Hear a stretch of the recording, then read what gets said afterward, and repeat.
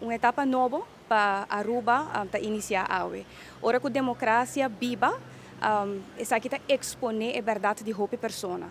Em realidade, awe com sinal acai que a democracia tem que viva back na Aruba. No momento que o governante não quer influenciar decisões de membros do parlamento, arriba a escolhência de quem tem que presidir o parlamento de Aruba, que é o órgão de mais alto do país aqui, que é o órgão que tem que controlar o governo, já nos volve confirmar, e isso aqui é algo que nós sabemos desde o início da governação aqui, que grupo de pessoas tem Aruba sequestrar. Aruba sequestrar para sobre a democracia não está funcionando.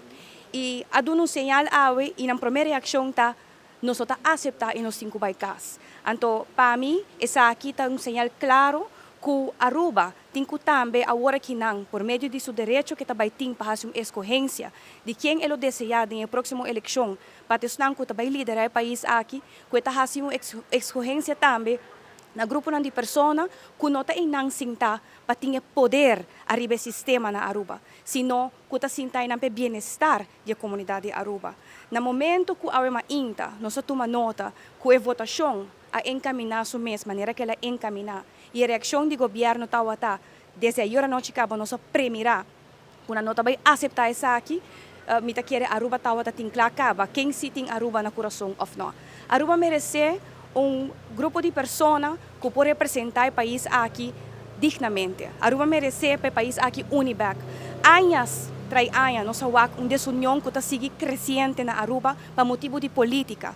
Aruba merece ter uma representação, transparência e união digna.